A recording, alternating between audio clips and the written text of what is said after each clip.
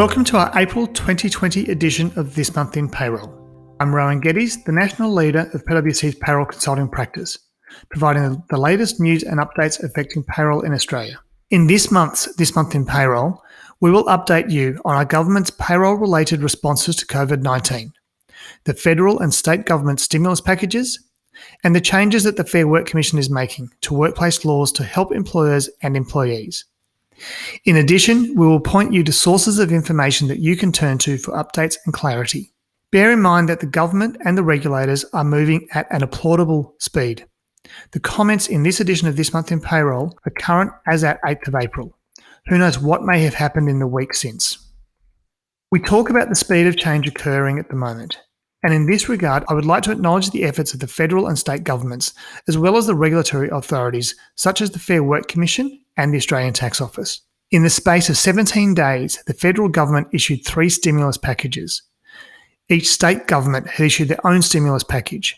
The Fair Work Commission, in the space of a week, varied 3 large awards, hospitality, restaurant and clerks, while proposing variations on another 103.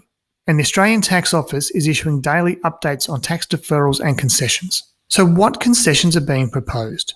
First, the federal government.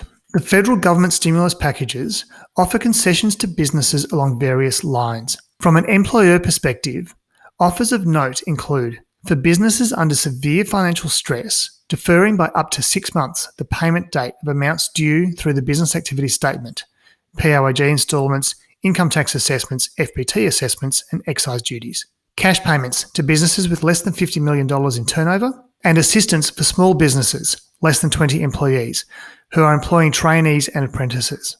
It is important to note that there are no blanket concessions or deferrals in respect of federal tax obligations.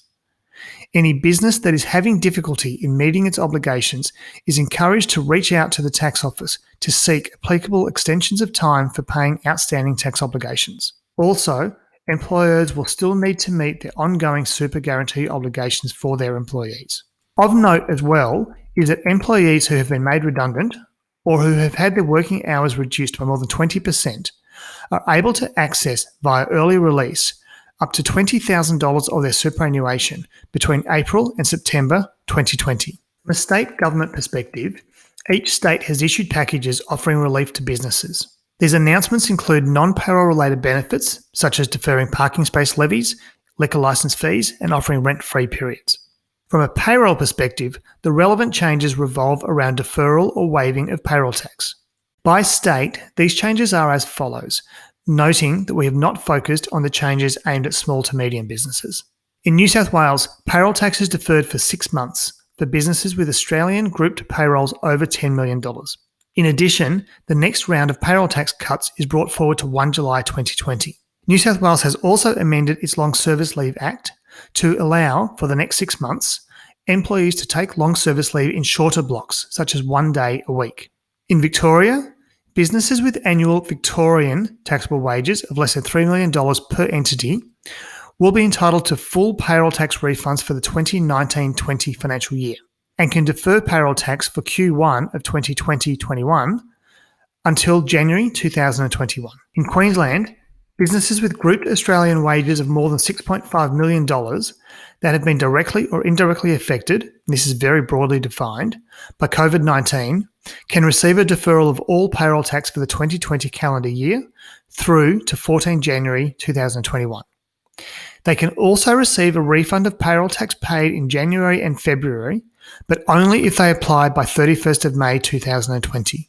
In Western Australia, they are offering an interest-free payment arrangement for businesses with annual Australian taxable wages exceeding $7.5 million if those businesses are concerned about meeting their payroll tax obligations.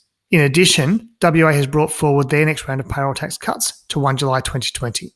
In South Australia, businesses with annual Australian grouped wages above $4 million that can demonstrate that they have been significantly impacted by COVID-19 will, upon application, be able to defer payroll tax payments for 6 months to October 2020. Tasmania is offering a payroll tax waiver for the last 4 months of 2019-20 for employers in the hospitality, tourism and seafood industries. In addition, these businesses are entitled to one-off grants of $5,000 if they hire an apprentice or a trainee. And in the ACT, they are offering a 6-month payroll tax waiver for businesses in the hospitality, cafes, pubs, hotels, clubs and restaurants, creative arts and entertainment industries from April to September 2020. As noted earlier, the Fair Work Commission has been remarkably agile since COVID-19 hit, proposing variations on 103 modern awards to enable the provision of unpaid pandemic leave, confirming that parties to enterprise agreements are able to vary those agreements to introduce additional flexibility to help address the impact of the COVID-19 pandemic, and varying 3 significant awards: the restaurant industry, hospitality industry, and Clark's private sector awards. We understand that changes to further awards are also under consideration. The changes made to the 3 awards are as follows. The Hospitality Industry and Restaurant Industry Awards have both been temporarily varied to add award flexibility during the coronavirus outbreak for the following areas: employee classification and duties, changes to working hours and rules, and directions to take annual leave. Currently, these changes only apply to 30 June 2020. However, they may be extended. In more detail, the changes are: for employee classifications and duties, employers can now direct their employees to do any tasks that they have the skill and competency for, even if those tasks aren't in their usual classification of normal work. The task must be safe, and the employee must be appropriately licensed and qualified to perform the task. When an employee works at a higher classification for less than 2 hours, the employer needs to pay them at the higher rate for the hours worked. If the employee works at a higher classification for 2 hours or more, the employer needs to pay them at the higher rate for the whole day. Employees who do tasks below their usual classification are still paid at their usual pay rate. The second change is to full-time and part-time employees' hours of work. Employers can reduce the permanent employees' hours of work to be between 22.8 and 38 ordinary hours each week for full-time employees, and between 60% and 100% of the guaranteed hours for part-time employees. Paid leave will continue to accumulate based on the employee's ordinary hours before they were reduced. If the employer wants to reduce employees' hours, they need to discuss the changes with the employee, making sure they still follow the award consultation rules about changes to roster or hours of work, and provide as much notice as possible. And the third change is around annual leave. And under this change, employers can now direct an employee to take annual leave, provided they give the employee at least 24 hours notice and consider the employee's personal circumstances.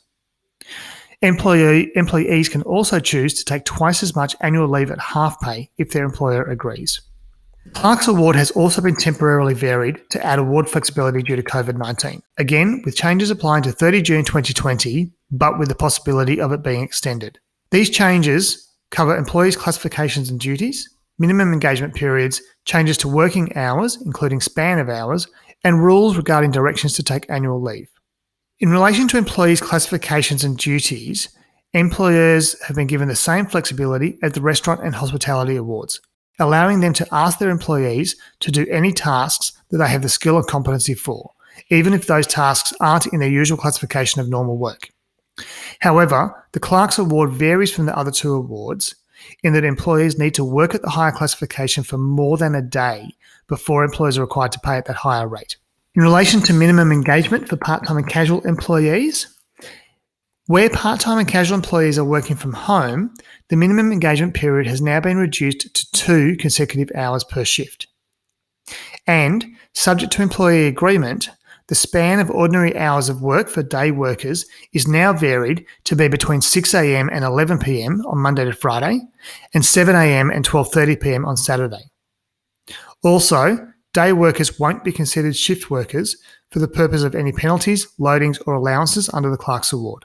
Under the changes, an employer can also now temporarily reduce the permanent employee's hours of work for either the whole business or a section of business to not less than 75% of the full-time ordinary hours or agreed part-time hours, provided the employer receives at least 75% employee approval. Again, all relevant accruals and all entitlements on termination of employment will continue to be based on the employee's weekly ordinary hours of work prior to the temporary reduction.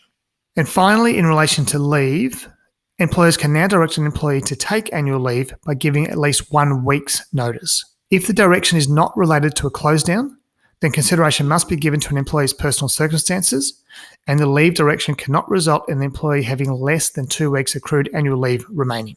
Finally, an employer and an employee can agree for the employee to take up twice as much annual leave at a proportionally reduced rate for all or any part of the agreed period, including any closedown. I thought that before we close, given there are so many frequent legislative changes and announcements happening at the moment, it would be useful to provide listeners with some websites where they can gather information to stay up to date on a real-time basis. PwC has launched a dedicated COVID-19 website for employers, providing guidance on tax obligations and relief for businesses affected by COVID-19.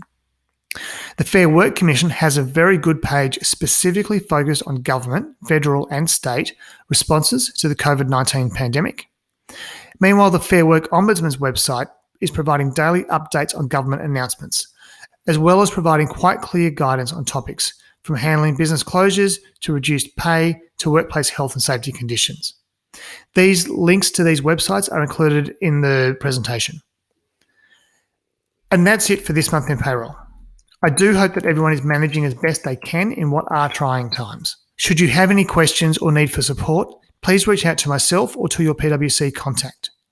We are working with many businesses across a range of matters, from payroll to workforce transformation to upskilling. Hopefully, by our May edition, we'll be hearing more positive news. And so, in the meantime, good luck, and I hope you have a manageable month. Thank you.